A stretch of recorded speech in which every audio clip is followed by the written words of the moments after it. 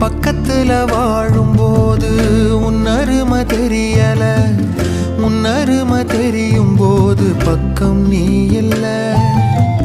தன்னந்தனி படகு போல தத்தளிக்கும் வாழ்க்கை போல